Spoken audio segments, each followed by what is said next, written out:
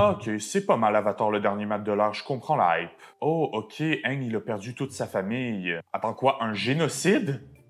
Mais c'est classé 8 ans et plus! Ok, en fait, Jet, c'est une grosse allégorie de Robin des Bois. Oh, ok, Zuko, sa vie, c'est de la merde. Non, non, non, laissez Appa tranquille, laissez Appa tranquille. Zuko, non! Oh! Ah!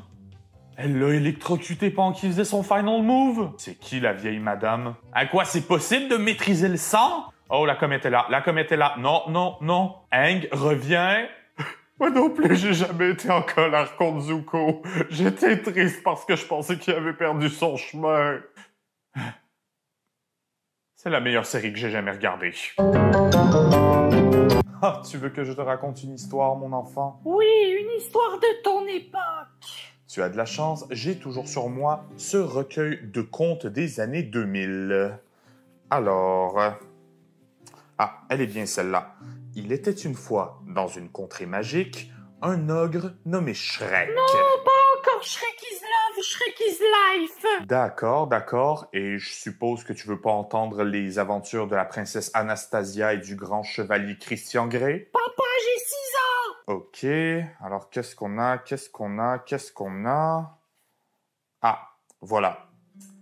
L'eau, la terre, le feu, l'air.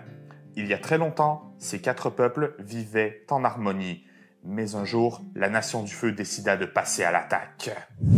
Et là, il s'est endormi, juste comme ça, au milieu de mon histoire. T'as essayé de raconter l'histoire complète de Avatar, le dernier maître de l'air, à ton fils de 6 ans, un soir d'école, à 21h30, et tu t'étonnes qu'il soit endormi? Ouais, est-ce que tu peux me dire où j'ai échoué en tant que parent? Je dirais que c'était il y a 3 ans quand t'as essayé de lui cramer la moitié du visage. Je voulais juste qu'il comprenne que l'honneur, c'est quelque chose que tu dois gagner par toi-même et que t'as pas besoin de l'approbation d'une figure parentale toxique. Ben voilà, tu lui dis ça et tu le chasses pas à travers la maison avec un chalumeau.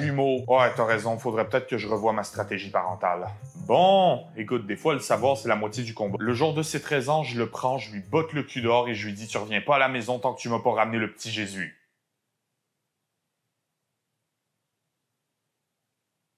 Rassure-moi, la mère du petit, elle se débrouille mieux que toi, hein? Ah, c'est drôle que tu le mentionnes, parce que dans Avatar, le dernier maître de l'air, la figure maternelle, ça a beau être quelque chose de très présent et même de principal, ben, dans les vidéos et les discussions, on en parle très rarement. Bon, j'appelle la protection de l'enfance.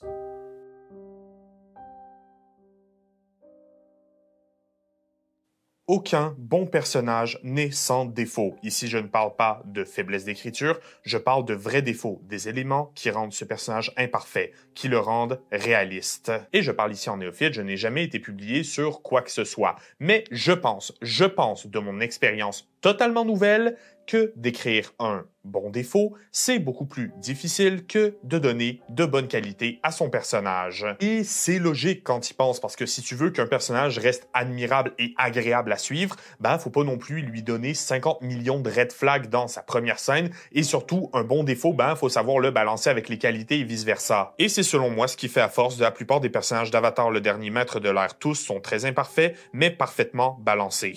Comment est-ce qu'on les balance? J'ai envie de te dire, à la place d'utiliser les défauts des personnages pour créer du drama inutilement comme dans des énièmes séries américaines avec des acteurs qui savent pas jouer, Avatar décide de prendre ses défauts et d'en faire des obstacles sur le parcours des personnages. Par exemple, quand Aang a peur de l'abandon, il ment à ses amis pour les garder près de lui et c'est ce même refus de laisser aller qui va l'empêcher d'accéder à l'état d'Avatar. Et je parle même pas de son dogmatisme transmis par les moines, une société qui s'est éteinte il y a maintenant un siècle, qui a donc une logique et une philosophie de vie qui s'applique de moins en moins dans l'état actuel du monde et qui est littéralement l'enjeu principal de la fin de la série, à savoir, est-ce que Aang va devoir tuer le Seigneur du Feu Ozai? Les moines m'ont toujours enseigné que toute vie était sacrée. Beaucoup de grands sages parmi les nomades de l'air se sont détachés du monde matériel et ont réussi à atteindre l'illumination.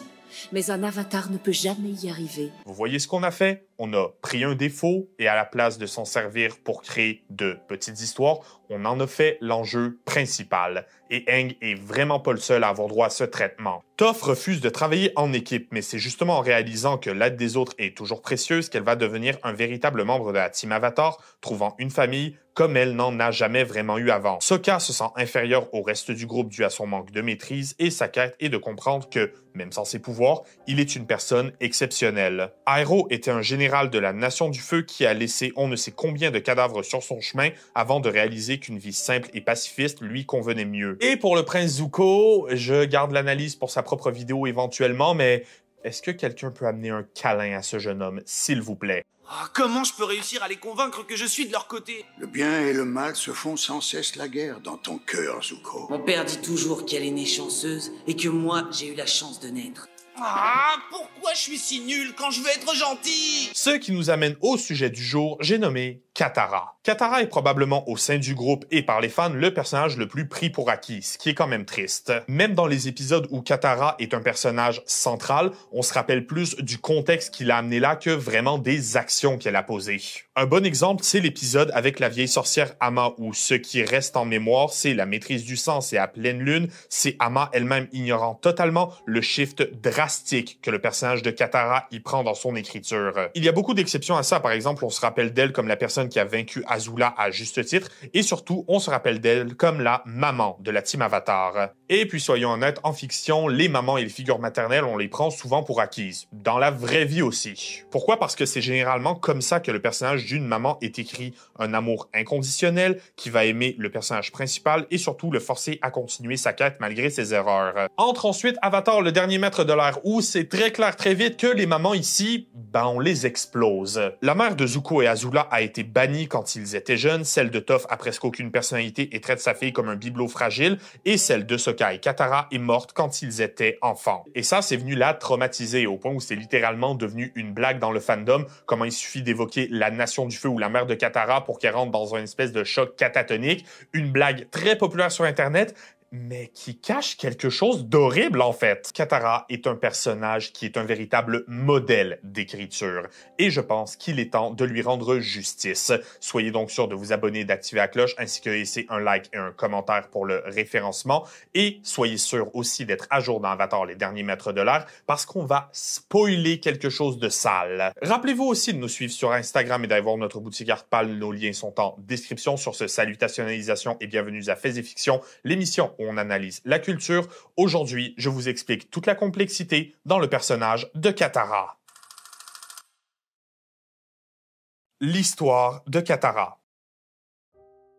Katara va naître pendant la guerre de 100 ans dans la tribu de l'eau du pôle Sud. Et ça a son importance parce que la tribu de l'eau du pôle Sud, ça roule un petit peu sur l'austérité. La Nation du Feu, ils ont pris pour habitude d'enlever et d'exécuter les maîtres de l'eau restants, leur tribu sœur au nord étant probablement trop bien protégée pour que la Nation du Feu continue de l'attaquer en boucle. Mais c'est là que c'est ironique parce qu'un jour va naître une petite fille du nom de Katara. Une petite fille qui a la possibilité de maîtriser l'eau en faisant la dernière maîtresse de l'eau de sa tribu. Elle naîtra des parents Hakoda et Kaya dans la crique du loup et grandira avec son grand frère Sokka qui lui est sans maîtrise. D'ailleurs, petite anecdote là-dessus, mais Kaya, le nom de la mère de Katara, c'était le nom de Katara dans les premiers drafts du scénario du dernier maître de l'air et elle portera ce nom même dans l'épisode pilote qui n'est jamais sorti à la télé. C'est aussi le nom qu'elle va donner dans le futur à sa fille. Elle est donc née dans une situation de conflit là où ça fait déjà plus de 50 ans que la Nation du Feu conduit des raids sur leur tribu de l'eau pour être sûr qu'il ne reste aucun maître de l'eau à s'opposer à eux. Mais c'est là qu'à l'âge de 8 ans, quelque chose d'horrible se produira. Le village de Katara est attaqué par les cuirassés du Sud sous les ordres du Seigneur du Feu Azulan d'en finir avec les derniers maîtres de l'eau. C'est Yonra, le chef de l'expédition, qui va pénétrer chez Katara et se retrouver devant sa mère déclarant qu'il cherche le dernier maître de l'eau. Katara va interrompre leur échange et aller prévenir son père que quelqu'un attaque maman, mais malheureusement, Hakoda arrivera trop tard pour sauver sa femme. Kaya va avoir menti à Yonra, lui disant qu'elle est la dernière maîtresse de l'eau pour protéger sa fille. Cependant, ce jour-là, Yonra ne fait pas de prisonnier. Il va donc exécuter Kaya directement dans son salon. C'est ici que Sokka et Katara vont commencer à sentir une véritable haine pour la Nation du Feu, ce pays impérialiste et colonialiste qui est venu leur prendre leur famille. Très vite, Katara, sa réaction, ça va être de prendre ses responsabilités. Elle va un petit peu devenir une figure maternelle pour le reste des enfants de la Crique du Loup, incluant Sokka qui est, je le rappelle, son grand frère. C'est peu de temps après que Hakoda partira du village pour aller rejoindre les forces du Royaume de la Terre dans leur affrontement contre la Nation du Feu, laissant Katara et Sokka sous la tutelle de leur grand-mère, et honnêtement, c'est pas mal eux qui sont en charge de la Crique du Loup. C'est en 99 AG, 99 ans après le génocide des nomades de l'air, que Sokka et Katara partiront dans une expédition de pêche, là où ils tomberont sur un jeune garçon enfermé dans un iceberg. Je suis sûre que c'est un espion de la Marine du Feu. Ça se voit tout de suite dans son horrible regard diabolique.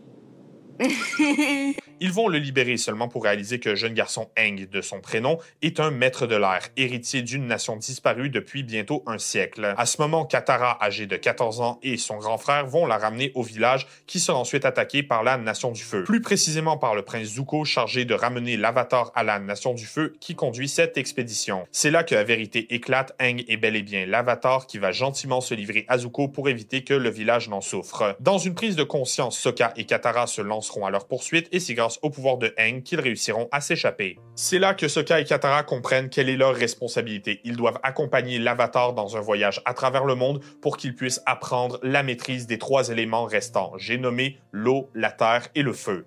Ils vont s'arrêter au temple de l'ère austral, là où l'Avatar a grandi. Ils y rencontreront Momo, un petit lémur, et Aang apprendra que son peuple a péri dans un génocide. C'est Katara qui parviendra à le calmer, clamant qu'ils ont tous perdu leur famille, mais qu'ils en forment désormais une nouvelle. Et cette famille, des péripéties et des aventures, ils vont en vivre. Notamment, ils vont être kidnappés par un roi totalement zinzin à Omashu, et ils vont être rattrapés très souvent par la Nation du Feu et par Zuko. Sans oublier, oui, l'amiral Zhao qui mériterait sa propre vidéo et qui sert d'antagoniste principal de la saison 1 d'Avatar. Pendant cette aventure, Katara se fera passer pour un maître de la Terre pour se faire arrêter et aider les autres maîtres de la Terre à renverser la Nation du Feu sur leur territoire, mais elle accompagnera aussi Aang au temple de l'Avatar Roku, son prédécesseur, pour qu'il puisse tout lui révéler. Et Roku a un message très important. Il se trouve qu'une comète approche. Une comète qui va offrir le pouvoir incommensurable aux maîtres du feu de cramer tout sur leur passage. Cette comète, c'est la comète de Sozin, nommée en l'honneur du seigneur du feu Sozin, arrière-grand-père du prince Zuko et meilleur ami de l'Avatar Roku. C'est en utilisant le pouvoir de cette comète que Sozin a pu commettre le génocide des nomades de l'air,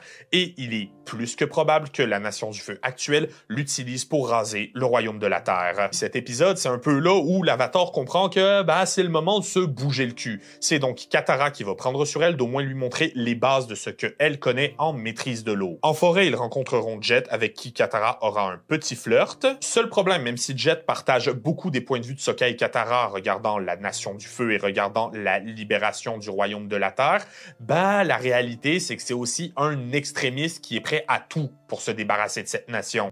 Et les gens de la ville, qu'est-ce que t'en fais? Ils risquent pas d'y passer eux aussi? C'est le prix à payer pour délivrer cette région de la Nation du Feu. Alors attendez mon signal pour faire sauter le barrage. C'est grâce à Sokka que Katara se rendra compte de la vérité sur Jet, ils l'arrêteront et reprendront leur chemin.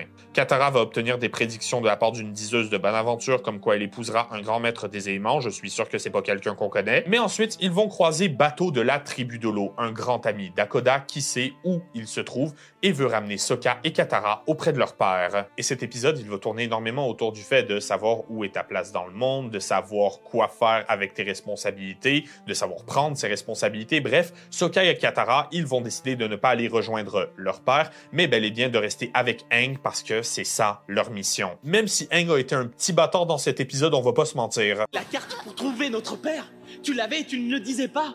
Comment t'as pu faire ça? Quand le groupe vont rencontrer un déserteur de la Nation du Feu du nom de Zhang Zhang, Aang, qui maîtrise mal ses pouvoirs, va brûler les mains de Katara. En plongeant ces dernières dans l'eau, elle réalisera qu'elle possède le pouvoir de guérison qui lui est conféré par sa maîtrise de l'eau. Un pouvoir qui est souvent oublié dans les discussions en ligne ou en vrai avec vos amis blablabla sur la maîtrise de l'eau en général, alors que, c'est une maîtrise qui est très utile, mais surtout elle est très rare. La bande va éventuellement arriver finalement au pôle Nord, très excitée de pouvoir rencontrer un véritable maître de l'eau pour qu'il enseigne à l'Avatar sa maîtrise, et Katara compte bien en profiter. Seul problème étant, la maîtrise de l'eau au pôle Nord, on l'apprend pas aux femmes, sauf pour les bases médicales à l'âge de 8 ans. Leur solution, ça va être que Aang, il va devoir apprendre la maîtrise de l'eau le jour avec Pakku et montrer les leçons qu'il a apprises à Katara le soir. Ils vont se faire découvrir très vite et en promettant de ne plus recommencer, Aang aura le droit de reprendre les leçons. Cependant, Katara, qui en a décidément marre de se faire remettre au ménage à la cuisine,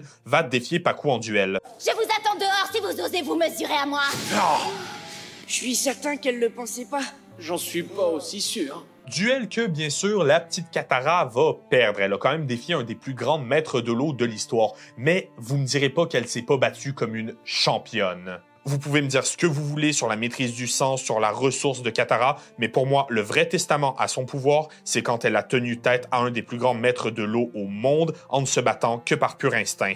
Mais éventuellement, l'Avatar aura été suivi par la Nation du Feu, et cette dernière va conduire un raid sur le pôle Nord. Quand la Nation du Feu attaque, Katara joue les gardes du corps pour Aang qui est au royaume des esprits. Elle va affronter Zuko, perdre le combat avant de le retracer et lui péter la gueule en rematch. Encore une fois, Zuko, je t'adore, tu le sais, t'es mon personnage préféré, tu es mon personnage préféré de l'histoire de la télé, du cinéma, peut-être même mon personnage préféré de l'histoire de la fiction en général, mais... Et quand tu es exténué et que tu es face à un maître de l'eau, évite de demander un rematch en plein blizzard sur un iceberg perdu au milieu de l'océan le soir de la pleine lune. Tu es venu prendre ta revanche? Aang va insister pour sauver la vie de Zuko. Il va réussir à repousser la Nation du Feu, amenant au passage Zhao dans le monde des esprits, et Katara deviendra le maître de l'Avatar pour lui enseigner la maîtrise de l'eau. Oui, petite parenthèse, il y a les maîtres de l'eau et il y a les maîtres de l'eau. Merci la VF. Pour taper dans l'état d'Avatar, Aang sera confronté à des épreuves, notamment Katara sera attaqué par un général de la Terre, et le groupe se redirigera vers Omashu après pour retrouver le roi Bumi pour apprendre la maîtrise de la Terre à l'Avatar, là où, dans un tunnel, la romance entre Katara et Aang se fera sentir. Mais Bumi ne pouvant rien pour eux, ils jetteront leur dévolu sur la fripouille aveugle, une jeune prodige de la maîtrise de la Terre. C'est ainsi que Toph Beifong va rejoindre une fois pour toutes la team Avatar, et on peut pas dire qu'entre elle et Katara, c'est l'amour direct. Reine des mauviettes. Mais dis donc, tu viens de me claquer la porte au nez, c'est bien ça? Les étoiles sont vraiment magnifiques ce soir. Dommage que tu ne puisses pas les voir, Toph.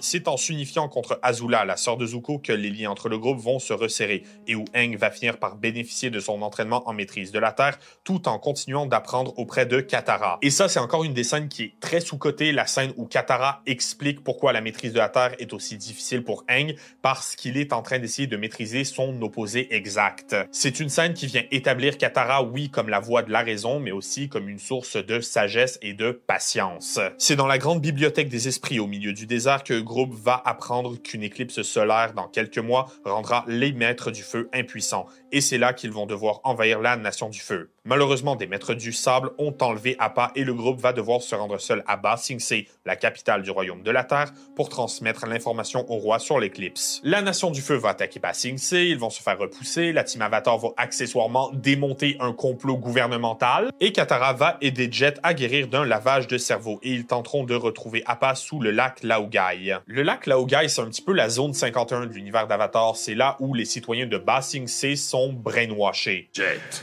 le roi de la Terre vous a invité au lac Laogai. Je suis très honoré d'accepter son invitation. Cet extrait n'est pas à sortir de son contexte et des raccourcis ont été faits pour en arriver à cette conclusion. Le gouvernement américain ne conduit absolument aucun lavage de cerveau sur ses citoyens et personne ne me menace avec une arme en ce moment. Mais la team Avatar compte bien mettre fin à cette pratique et pour ça, ils vont s'allier avec Jet. Jet qui, malheureusement, n'en ressortira pas. Il sera bel et bien tué par Long Feng, le conseiller du roi. Et petite anecdote, il me semble que la raison pour laquelle on ne le voit pas mourir, c'est pas pour laisser une espèce de fin ouverte avec son personnage, c'est qu'ils avaient bel et bien prévu de le tuer à ce moment, mais que Nickelodeon ne voulait pas montrer la mort d'un personnage à l'écran. Au point où Sokka lui-même se fout de la gueule des exécutifs dans un des derniers épisodes de la série. Tu crois que Jet est mort? J'en sais rien, c'était vraiment pas très clair. La bande va se séparer. Aang va aller étudier auprès du gourou Patik, Sokka va aller retrouver son père et Katara va apercevoir Zuko à Ba Sing Se qui mène une nouvelle vie. Zuko à ce moment, il a eu un petit arc de rédemption, il vit sa petite vie tranquille, blablabla. Mais ça, Katara, elle le sait pas. Alors elle va aller voir les guerrières Kyoshi pour leur dire qu'il y a des maîtres du feu à Ba Sing Se et elle va se rendre compte que Azula a aussi infiltré la cité. Et c'est ainsi que la sœur de Zuko, cette jeune fille est délicieuse, va emmener Katara en prison, la jetant avec Zuko, son ennemi juré. Les deux se confrontent. Zuko, qui a bien changé, voit le mal que la Nation du Feu a fait à Katara. Katara, elle, comprend que Zuko, lui aussi, a changé. C'est quand Aang va arriver que la Team Avatar va affronter la Nation du Feu et les agents du Dai Li, que Zuko va retourner sa chemise et trahir Katara. Aang sera blessé par Azula et Katara va le sauver in extremis avec son eau spirituelle du pôle Nord. Pour se cacher, la bande va voler un navire de la Nation du Feu, là où Aang va rester inconscient quelques semaines. Katara, elle a une fois pour toutes retrouvé son père et c'est très clair qu'elle lui en veut d'être partie. Mais en préparation de l'invasion de la Nation du Feu le jour de l'éclipse, les personnages principaux, ils vont s'exiler, décidant de faire profil bas et de faire penser à tout le monde que l'Avatar est bel et bien mort. Et là, beaucoup de choses arriveront. La saison 3 d'Avatar est célèbre pour ses fillers, c'est-à-dire des épisodes qui ne nourrissent pas forcément le scénario sur plusieurs épisodes. Mais la réalité, c'est que la plupart de ces side-aventures, elles sont excellentes. Et j'ai envie de te dire, laisser respirer le scénario, c'est peut-être tout ce dont on avait besoin après à quel point la fin de la saison 2 était lourde en émotions. Notamment probablement un des, si ce n'est l'épisode que j'aime le moins, Katara va empêcher une centrale de polluer un lac, Sokka suivra un entraînement spécial et ils seront pris en chasse par un assassin envoyé par Zuko. C'est peu de temps après qu'ils vont attaquer la Nation du Feu le jour de l'éclipse, là où malheureusement le Seigneur du Feu Ozai avait tout prévu et où il s'est caché. Les personnages principaux et les autres enfants seront les seuls à s'échapper sur le dos de Appa et ils iront se cacher au temple de l'ère de l'Ouest suivi par Zuko. Zuko, on est au point où est-ce qu'il est prêt à faire de gros changements. Il en a bavé et il sait ce qu'il doit faire pour réparer ses erreurs, c'est-à-dire rejoindre la Team Avatar. Mais, ça se fera pas comme ça. Tu sais qu'il y a du bon en moi. Tu m'as dit un jour qu'on pourrait être amis. On ne te laissera jamais entrer dans notre groupe. C'est impossible qu'on te fasse confiance après tout ce que tu nous as fait. Mais après avoir risqué sa vie pour la Team Avatar, tout le monde est prêt à lui laisser une chance. Mais Katara est très claire sur quelque chose. S'il ne montre qu'un seul signe d'hostilité, elle va en finir avec lui, définitivement. Tout le monde va avoir un petit peu sa petite excursion avec Zuko, sauf Toph, et c'est dommage. Notamment, Zuko va aider Sokka à libérer son père, il va apprendre la maîtrise du feu à Aang, et après, il aidera Katara à retrouver l'homme qui a tué sa mère. Ça, c'est définitivement un de mes épisodes préférés. C'est une quête de vengeance où Katara est confrontée au meurtrier de son parent, et où elle décide de le laisser en vie, et finalement, de pardonner Zuko. À partir de là, on entre vraiment dans la dernière ligne droite. La comète de Sozin, elle est à quelques jours de distance et Zuko, il apprend à la Team Avatar que Ozai, il a prévu l'utiliser bel et bien pour cramer le royaume de la Terre. Les survivants seront probablement réduits en esclavage. Malheureusement, Aang est appelé par un esprit à distance. Ils vont donc devoir retrouver le seul autre personnage assez puissant pour vaincre le Seigneur du Feu, le Dragon de l'Ouest en personne, le général Aero. Mais Aero va refuser de s'attaquer à Ozai. Il dira que son destin n'est pas de prendre le pouvoir par la force à son petit frère, mais bien de reprendre Ba Sing Se, la ville de son échec, au nom du royaume de la Terre. Et juste avec cette petite phrase, je me retiens de ne pas me lancer dans un monologue de 50 minutes sur Aero. Juste aller voir la vidéo que j'ai produite dessus, s'il vous plaît. Mais ça veut pas dire qu'on va rien faire, parce que tout le monde va avoir un petit peu son rôle à jouer. Suki, Sokka et Toph, leur destin, c'est d'aller retarder la flotte de la Nation du Feu au maximum pour préparer le terrain dans l'éventualité où tout le monde en est presque sûr. Aang va revenir pour accomplir son destin, qui est de protéger le monde du Seigneur du Feu. Cela ne laisse donc que Katara et Zuko qui vont se rendre à la Nation du Feu pour y détrôner Azula. Azula qui est en plein mental breakdown. Mais c'était mon idée de tout brûler jusqu'aux cendres, père. Je mérite d'être à vos côtés. Azula! Pendant le combat, Zuko sera blessé en tentant de défendre Katara. Katara qui va réussir à finir Azula enchaînant la seigneuresse du feu, permettant à Zuko de prendre le trône qui lui revient de droit. La Nation du Feu est vaincue, la Team Avatar a gagné, Aang et Katara s'embrassent et forment maintenant un véritable couple. Les années vont passer, ils auront 3 enfants, Bumi, Kaya et Tenzin, respectivement un non-maître, une maîtresse de l'eau et un maître de l'air. Katara va s'installer au pôle sud, là où elle est connue comme la meilleure guérisseuse au monde, transmettant ses compétences de maîtrise de l'eau à une jeune enfant nommée Korra, elle-même la nouvelle Avatar. Encore un autre testament à la force émotionnelle qu'a Katara. Je rappelle comment fonctionne le cycle de l'Avatar. La date de naissance de Korra, c'est probablement la date de décès de Aang. Et à la place de se morfondre, elle hésite même pas et elle choisit de tout enseigner à Korra ce dont elle a besoin. Prouvant que Katara est non seulement un personnage avec un des plus grands cœurs de l'histoire de la télé, mais aussi C'est le seul personnage connu à avoir entraîné 2 avatars. Katara est donc un personnage très maternel. Et oui, c'est vrai qu'elle est souvent laissée de côté et derrière. Mais, c'est ça qui est drôle. Les personnages de support sont par définition laissés derrière. Pourquoi? Parce qu'ils permettent aux personnages de non-support de briller. Mais ces personnages de support, quand on prend le temps de se concentrer sur eux, quand le scénario prend le temps de se concentrer sur eux, qu'est-ce qu'on trouve quelque chose d'intéressant? L'eau corrompue. Si vous demandez à n'importe qui quel est son épisode préféré d'Avatar, le dernier maître de l'air, il y a quelques épisodes qui vont ressortir un petit peu plus. Et parmi ces épisodes, je suis confiant que la marionnettiste en est un. Et en même temps, c'est vrai qu'il est mémorable. Dites-moi en commentaire c'est lequel votre épisode préféré en passant. Petit contexte, Avatar évolue dans un univers où il y a 4 éléments, l'eau, la terre, le feu et l'air, et où les maîtres de ces éléments peuvent les utiliser à leur guise, autant comme arme que comme outil, ça on connaît. Mais aussi, les maîtrises, elles ont ce qu'on appelle des sous-maîtrises, c'est-à-dire un autre élément ou une autre facette de l'élément accessible via la maîtrise primordiale d'un des 4 éléments. Et la marionnettiste est l'épisode qui introduit une des maîtrises les plus terrifiantes et les plus tristement célèbres. J'ai nommé la maîtrise du sang. Le fait d'être capable de manipuler le sang à l'intérieur du corps de quelqu'un en faisant essentiellement une marionnette. Et cette maîtrise, elle est tellement pétée au niveau puissance que, honnêtement, c'en est sous-coté à quel point elle est venue changer le scénario. Commençons par le commencement. L'épisode nous dit dès le début que des gens disparaissent dans les montagnes depuis quelques mois. Au même moment, les personnages sont confrontés par Ama, une ancienne membre de la tribu de l'eau du pôle sud, et une maîtresse de l'eau ayant échappé à la Nation du Feu. Ama va donc prendre Katara sous son aile et lui apprendre à détecter l'eau dans les endroits comme les plantes ou même à capturer les particules d'eau dans l'air. Jusqu'à la grande révélation de comment Ama a réussi à s'échapper de la prison de la Nation du Feu. Maîtrise du sang. Contrôler l'eau qui circule dans un autre corps. Imposer sa propre volonté à une personne étrangère. La maîtrise du sang. Une aptitude très rare dont seuls les plus grands maîtres de l'eau sont capables et seulement pendant la pleine lune. Ou du moins, le croit-on. Et Ama, elle va tenter de transmettre ce pouvoir à Katara. Un pouvoir que Katara ne veut pas parce que c'est juste le mal à l'état pur. Mais c'est seulement quand Ama va s'en prendre à Katara qu'elle lui montrera qui est la maîtresse de l'eau supérieure et où elle va retourner sa maîtrise du sang contre elle. Comment est-ce que Katara réussit à vaincre Ama? En assumant déjà de base que Katara est cheatée, en plus elle est plus jeune, donc elle se pratique probablement plus souvent, elle est plus agile, plus forte, etc.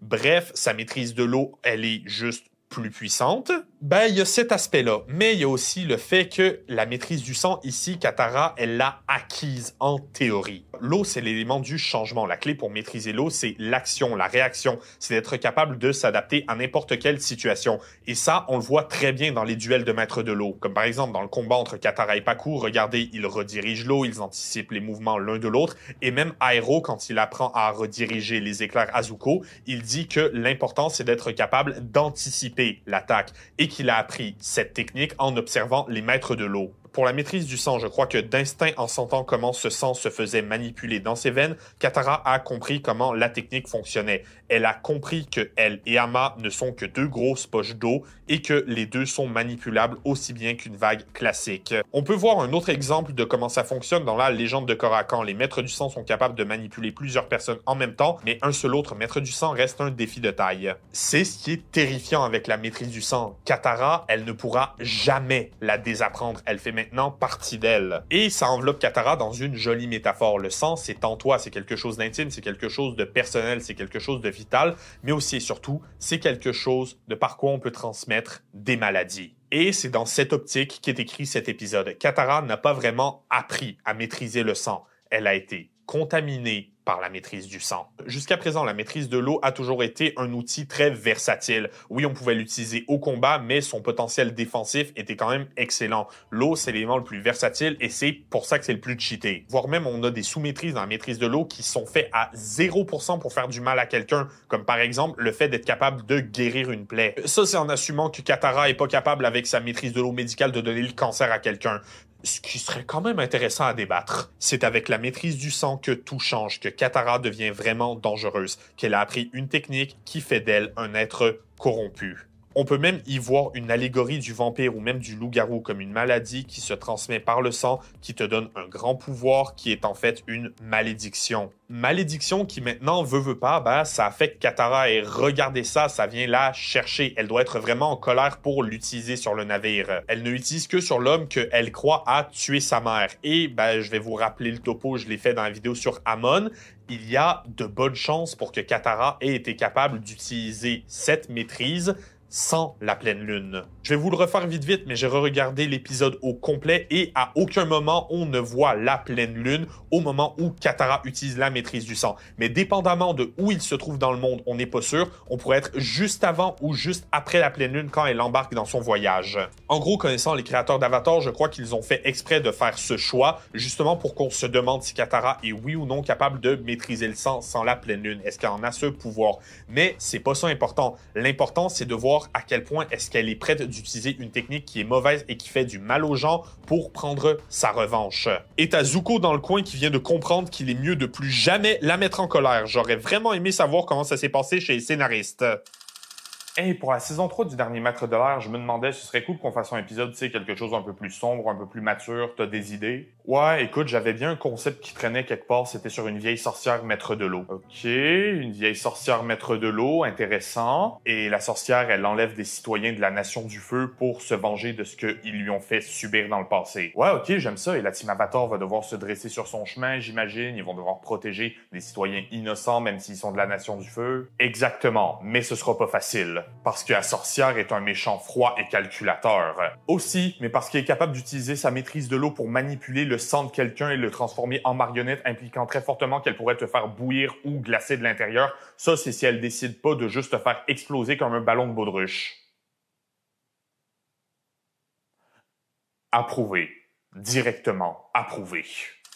Et Katara, la maîtrise du sang, ben c'est quelque chose qu'elle déteste au point où elle va la rendre illégale des décennies après dans la légende de Korra. L'épisode se finit avec Amma qui est arrêtée pour ses crimes et où elle va passer le restant de ses jours en prison. Mais il est trop tard, elle est parvenue à passer ce pouvoir comme une malédiction. Mon travail est achevé. Mes félicitations, Katara. Vous êtes un maître du sang.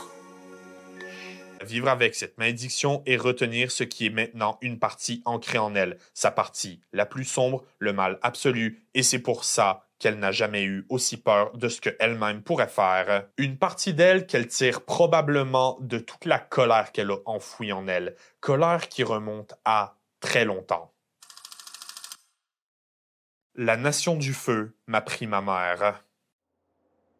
Un des thèmes très importants d'Avatar, j'en ai déjà parlé dans une vidéo qui lui était dédiée, c'est la famille, dans le sens où la plupart des personnages ont perdu d'une façon ou d'une autre un membre de la famille, voire leur famille au complet, et qu'ils apprennent à en former une nouvelle. Et on dit toute famille a besoin d'une maman, pas forcément dans le sens d'avoir un gender role ou quoi que ce soit dans ce sens-là, c'est plutôt dans le sens que toute famille a besoin d'un leader. Et ce leader, c'est définitivement Katara. Elle empêche les autres de faire des conneries trop graves et elle est la voix de la raison. Elle pousse tout le monde à arriver à leur véritable potentiel. Prenez-le simplement dans la bande, Katara, c'est la maman et le reste, bah, c'est les ados rebelles qui cherchent leur place dans le monde. Le tout alors que Katara, ben, c'est l'enfant cadette de sa fratrie Sokka à 2 ans de plus qu'elle, donc, bah, d'où ça vient, ça? Probablement, et même très clairement, de la mère de Katara en tant que telle. Je m'explique. Katara, peu importe la situation, elle a toujours été un personnage indispensable à avoir autour. Dans un épisode, par exemple, elle dit que à la tribu de l'eau du pôle sud, il était très courant qu'elle aide les sages-femmes à faire naître les bébés. Et quand tu sais que ses pouvoirs de maîtrise de l'eau lui donnent le statut de guérisseuse, j'ai envie de te dire, c'est quand même normal. Et oui, même si c'est très impliqué qu'elle découvre cette habilité après avoir été brûlée, regardez ça, elle guérit ses plaies instinctivement. Ce pouvoir de guérison, de prendre soin des gens, c'est en elle. C'est qui est Katara, donc elle doit l'avoir déjà démontré en résiduel, ou du moins par son attitude. Et même à ça, si t'enlèves la partie pouvoir et utilité, quand t'as 14 ans et que tu joues les sages-femmes, ben, ça montre l'utilité que t'as su apprendre en très peu de temps. Et ça, je pense que ça vient du fait que Katara, plus que n'importe qui, c'est quoi le besoin d'avoir une mère, d'avoir quelqu'un qui prend soin de nous inconditionnellement. C'est cette responsabilité que Katara s'est imposée d'elle-même. C'est une responsabilité qui va la ronger parce qu'en réalité, c'est surtout un fardeau qu'elle s'est mis sur les épaules. Fardeau probablement renforcé par le fait d'être la dernière maîtresse de l'eau de la tribu du Sud, portant leur héritage et aussi le fait que sa mère soit morte pour qu'elle puisse vivre. C'est cette responsabilité de porter une culture au complet combinée à la culpabilité du survivant qui ont fait de Katara, Katara. Et ça va avoir des répercussions. Par exemple, selon la National Health Institute, les enfants ayant perdu un parent tôt dans la vie ont plus de chances d'avoir de gros problèmes comme de la dépression, des périodes de deuil prolongées, voire d'être touchés par des maladies mentales un petit peu plus graves comme la schizophrénie. Alors ici, encore une fois, comme je le rappelle à chaque fois quand je parle de santé mentale dans ces vidéos, je suis ni médecin ni spécialiste en santé mentale. Et contrairement à d'habitude, je vois pas énormément de red flags chez le personnage de Katara. Ça veut pas dire qu'il y a rien, mais encore une fois, je suis pas un spécialiste et je vous laisse me corriger en commentaire si vous l'êtes. Mais on peut quand même retrouver certains symptômes d'un enfant ayant perdu un parent chez le personnage. Et ces symptômes, ils se divisent en 3 catégories. Les réactions immédiates, c'est-à-dire la réaction de l'enfant dans les jours, les semaines et les mois qui suivent la perte du parent. Les réactions intermédiaires qui vont se déclencher plus tard dans la vie de l'enfant et pendant l'adolescence. Et les réactions à long terme, qu'on appelle aussi des réactions dormantes, qui vont se manifester une fois arrivés à l'âge adulte. Et selon les informations que j'ai trouvées, les réactions à long terme, elles sont particulièrement vicieuses, en partie à cause du fait que c'est probablement la partie la moins bien documentée. Commençons donc par les réactions immédiates. On retrouve que les enfants amènent souvent des réactions similaires suite à la perte d'un frère, d'une sœur, d'un père ou d'une mère, bref, suite à la perte d'un membre de la famille immédiate. De par leurs proches, ces enfants sont décrits comme étant tristes, en colère, mais aussi effrayés, et on peut souvent reconnaître une perte de sommeil et d'appétit. Maintenant, la colère de Katara, c'est un thème très récurrent dans la série. Essayez de vous calmer toutes les deux. Toutes les deux? Je suis parfaitement calme! Tu es le garçon le plus macho, le plus immature et débile que je connaisse! J'ai vraiment honte de faire partie de ta famille. Pas question que je présente des excuses à un vieil homme bourru comme vous. Plus subtil, sa tristesse aussi. Il suffit que quelqu'un mentionne la Nation du Feu ou sa mère pour la plonger dans un état de tristesse ou de colère. Et ça, c'est des réactions qu'on retrouve énormément chez les enfants qui vivent ces pertes en étant en âge d'être à l'école. Et Katara, sa mère, elle l'a perdu quand elle avait 7 ou 8 ans. Et un symptôme qui revient et que je trouve très intéressant dans cette optique, c'est le fait de donner de l'attention et de se soucier des autres de manière intense. Ce qui, encore une fois, est du Katara tout craché. C'est de loin la chose que je regrette le plus de toute mon existence. Alors il te pardonnera. J'en suis sûre. Tu as trouvé une nouvelle famille, non? Sokka et moi, nous sommes ta famille maintenant.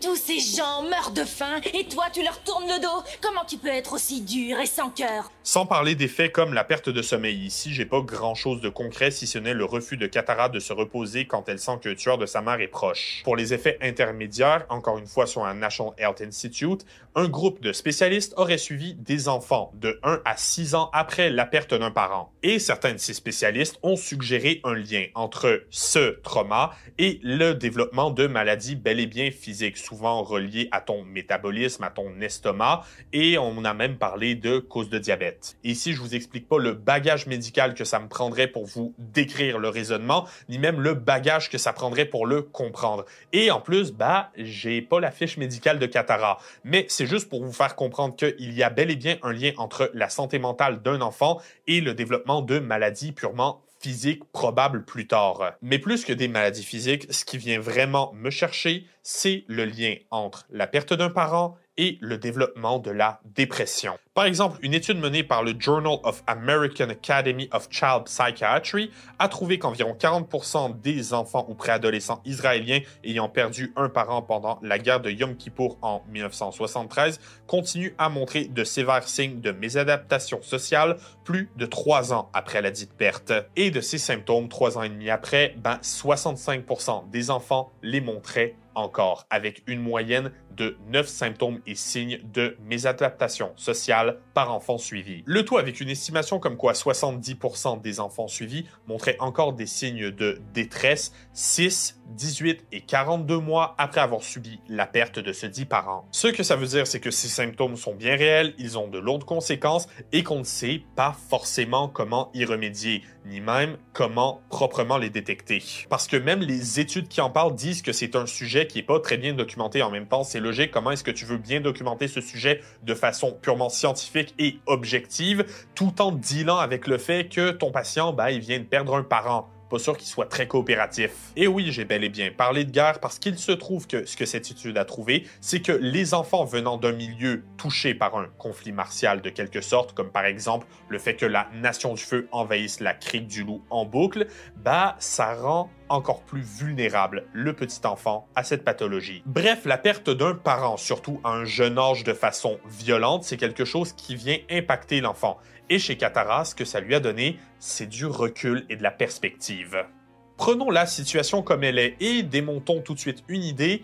Pourquoi est-ce que Sokka semble souffrir beaucoup moins de la perte de sa mère? Dans l'épisode Bateau des tribus de l'eau, on voit que Sokka voulait partir à la guerre avec son père, mais qu'il a refusé sous prétexte que sa place et ses responsabilités se trouvaient à la tribu. Et dans le premier épisode, on voit que Sokka, il forme des petits guerriers, surtout des garçons à devenir de véritables machines à tuer. Et plus tard dans la série, Sokka, il va reconnaître que Katara a toujours pris soin de lui et a toujours agi en maman. Il a même du mal à se rappeler de ce à quoi sa mère ressemblait. Ce que ça vient impliquer, c'est que pendant leur enfance, Sokka, il a probablement été élevé plus comme un guerrier par son père et Katara comme un support physique et moral par sa mère. On a tous les éléments, on a la psychologie des deux parents, on a la psychologie des deux enfants, le tout dans une tribu de l'eau qui, pour autant qu'on sache, semble être assez axée sur la différence entre les genres. Parce que si on n'a pas de courage, comment peut-on s'appeler des hommes ? Et vos pères à tous comptent sur vous pour être les hommes de la tribu. Même en tant que tel, c'est un point important qu'on n'enseigne pas la maîtrise de l'eau aux filles au pôle Nord. Donc le pôle Sud doit avoir ça en résiduel d'une façon ou d'une autre. Mais surtout, narrativement parlant, ça explique pourquoi la réaction de Sokka à la mort de Kaya est probablement très différente de celle de Katara. Pas parce qu'il est plus fort, mais parce que lui avait encore un mentor. Hakoda a élevé Sokka comme lui a été élevé. Et après la mort de Kaya, il est probable que les liens qu'il avait avec son fils étaient beaucoup plus forts que ceux qu'il avait avec sa fille. Bref, Sokka, il a eu un coussin pour l'empêcher de tomber loin dans cet abysse. Katara, elle a touché le fond, quelque chose de sale. Et Hakoda, il reste humain. Il n'a probablement pas pu donner toute l'attention à Katara ou même tous les outils dont elle aurait eu besoin pour ne pas souffrir. Mais comme le dit Hakoda lui-même en bout de ligne, être un homme, c'est de savoir où on sera le plus utile. Katara était la dernière maîtresse de l'eau de la tribu et ses pouvoirs se sont révélés très jeunes. Sokka, lui, il n'avait pas de pouvoir et en temps de guerre, cette faiblesse est terrifiante. Hakoda a élevé 2 très bons enfants. Il a élevé 2 héros. Un fils qui sait comment protéger les gens malgré sa propre faiblesse, une fille qui a compris que de bien utiliser ses pouvoirs, c'est aussi de savoir s'en servir pour que les gens autour ne souffrent pas comme elle a souffert elle-même. Et tant mieux que Katara ait compris cette leçon très jeune parce qu'on sait parfaitement où est-ce que ça aurait pu mener. Azula et Katara.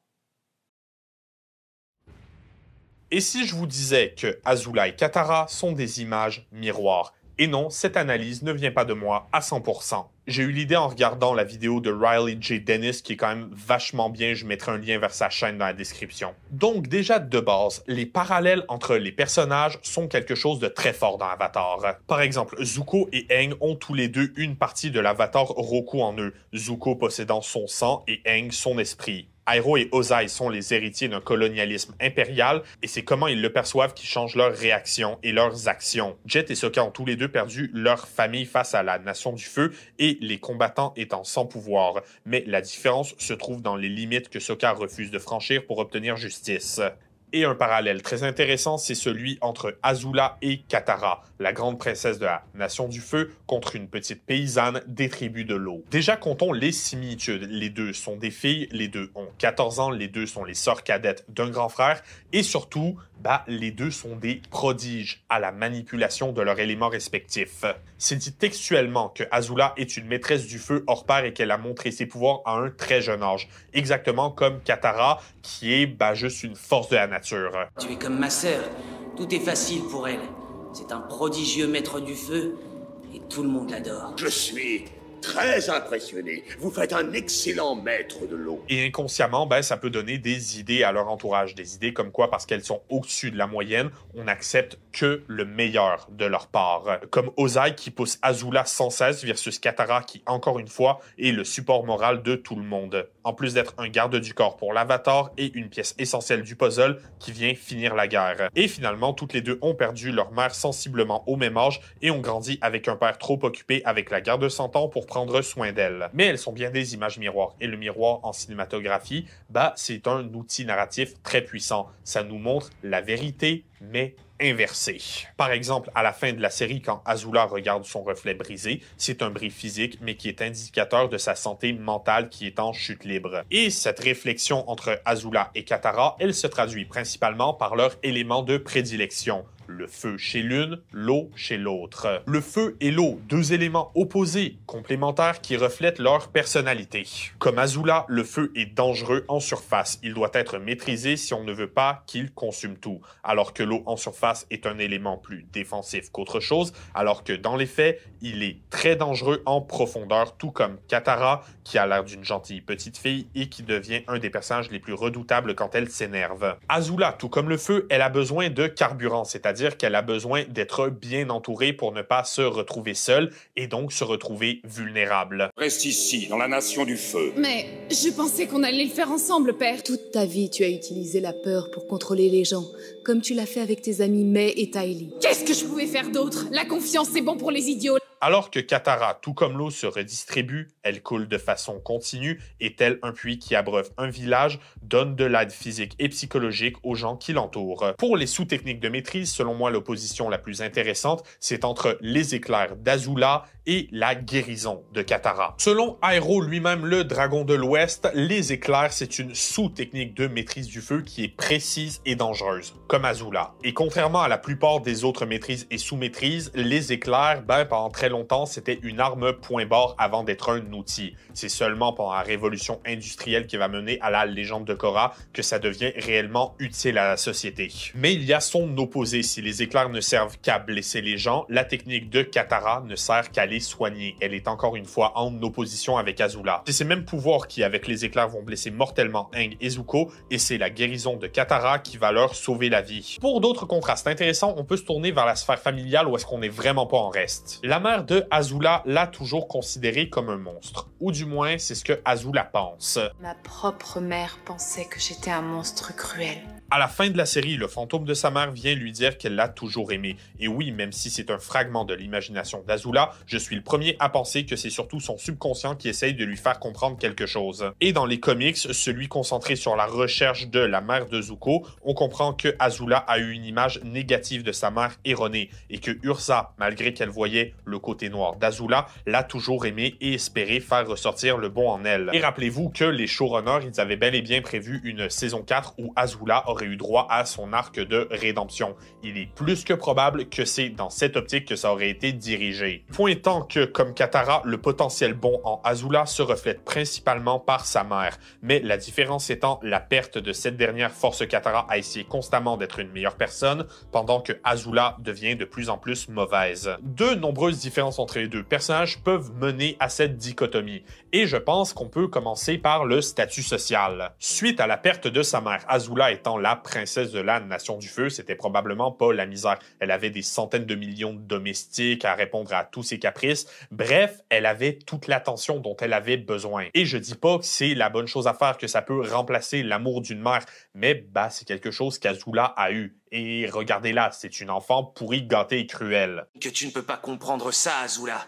Parce que toi, tu es tellement parfaite. Oui, c'est vrai, tu as tout à fait raison. Versus Katara, qui a dû se débrouiller comme elle pouvait tout au long de sa vie pour être capable de survivre ne serait-ce qu'un jour de plus. Ça vient donner l'idée comme quoi leurs pères ont aussi eu des agissements très différents. Parce que si Hakoda aimait ses enfants et a tout fait pour qu'ils se rappellent de leur maître comme d'une femme bien, Ozai a probablement lavé le cerveau de Azula. C'est probablement de lui, de ses mensonges constants, que vient l'idée comme quoi sa propre mère la considérait comme un monstre. C'est une morale que cette dichotomie nous offre. Azula a grandi dans une une grande maison vide d'amour et de support versus Katara qui a obtenu le soutien dans les limites du possible. Ça fait de Azula un personnage instable et dangereuse et Katara tout son contraire. Elle a bien entendu ses démons mais elle les garde sous contrôle versus Azula qui pense que c'est cette partie d'elle qui la rend si puissante et donc qui augmente sa valeur. Elles ont aussi grandi dans les camps opposés de la guerre de 100 ans, là où Katara a appris à détester la Nation du Feu pour tout ce qu'elle lui a fait subir.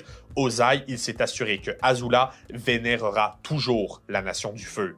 Vous savez quoi, après 4 ou 5 vidéos sur Avatar, je me rends compte que le problème revient toujours à Ozai est une personne horrible. Mais aussi et surtout, je pense que la plus grande différence restera toujours au cœur de leur motivation. Les buts de Azula sont égoïstes. Elle veut prouver qu'elle est la meilleure et a toujours été en compétition avec son grand frère qui a beau être très puissant, elle le considérera à jamais comme son inférieur. Le tout en étant conditionné au fait qu'elle ne veut pas surpasser Ozai de son vivant car sa place est à ses côtés en tant que bras droit et non au-dessus de lui en termes politiques ou de puissance brute. Versus Katara, incontestablement la plus grosse force de frappe de sa famille, mais qui n'en perd jamais d'estime pour son frère ou pour son père et qui sait qu'elle a tout autant besoin d'eux que eux ont besoin d'elle. Si tu veux, les deux personnages en prennent énormément sur leur dos et portent des fardeaux. La différence étant, Katara le fait pour protéger et aider les gens qu'elle aime, là où Azula le fait pour qu'on puisse reconnaître sa valeur. Et dans leur manière de penser, ça se reflète. Pour Azula, le fait que Iroh n'ait pas incendié Ba Sing Se après la mort de son fils est une preuve de faiblesse.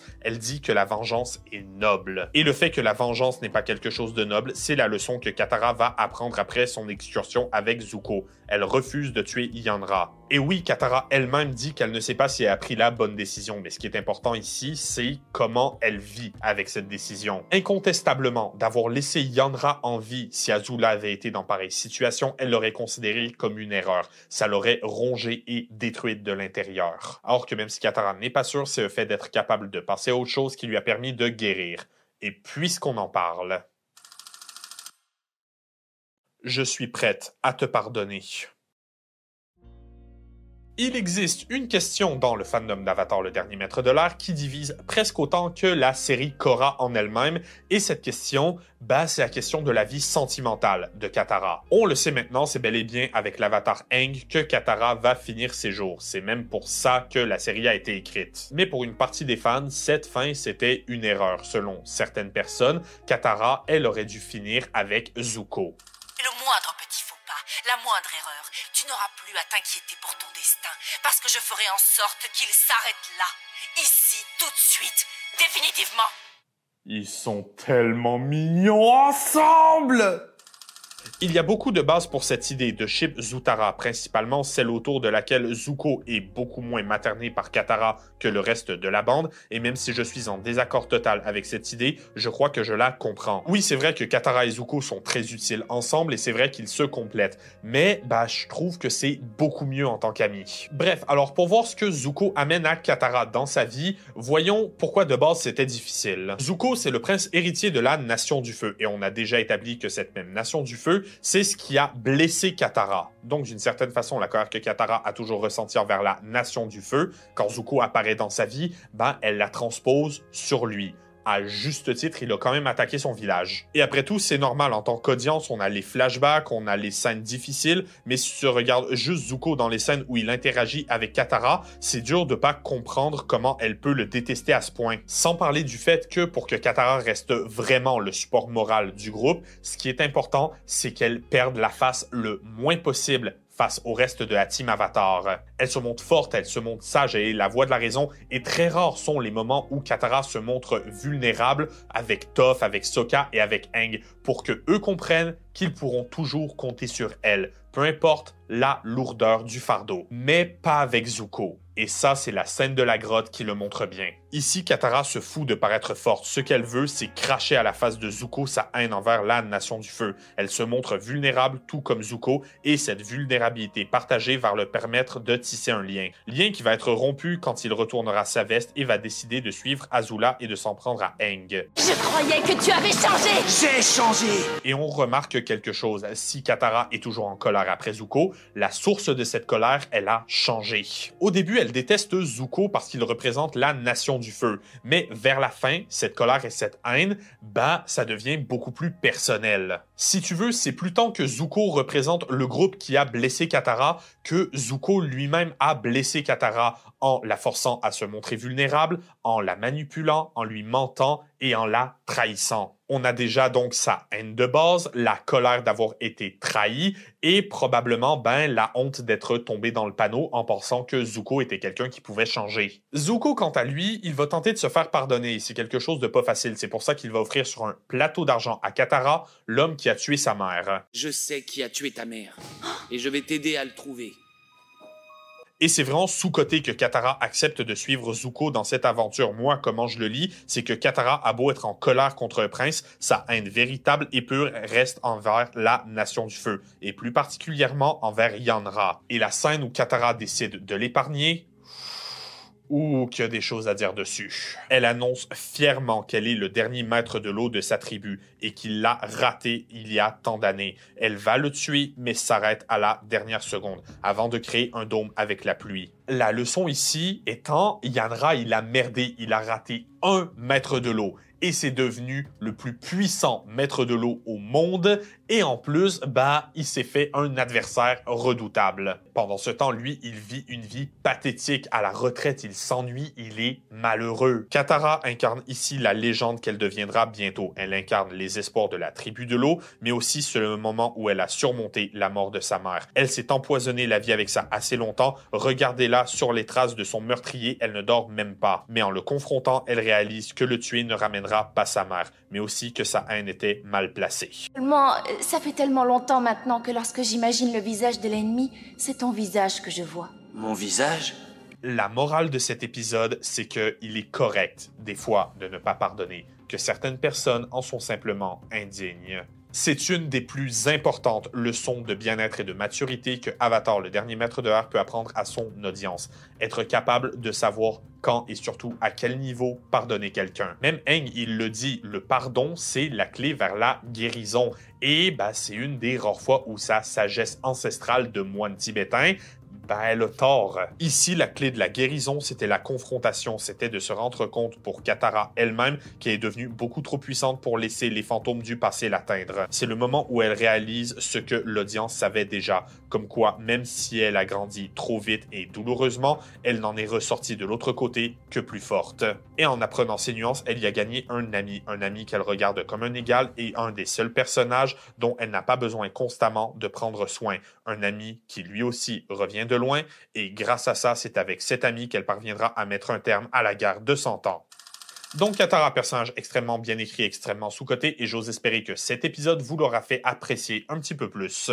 Pour son alignement donc, comme elle a vraiment le bien-être des gens autour à cœur, mais qu'elle ne s'arrête jamais à aucune limite pour les atteindre, j'ai tendance à dire que je veux l'envoyer à Chaotic Bonne. Soyez sûr d'argumenter en commentaire. Sur ce, mes amis, vous pouvez cliquer juste ici pour voir notre dernière vidéo, ou vous pouvez cliquer juste là pour une autre analyse sur un autre personnage de Avatar. Dites-moi en commentaire de quel autre sujet on devrait parler, tant qu'à être là, pourquoi ne pas vous abonner, activer la cloche, ainsi que laisser un like et un commentaire au passage, le tout en nous suivant sur Instagram. Sur ce, je vous laisse et je vous verrai la prochaine fois pour de plus amples explorations de notre omnivore.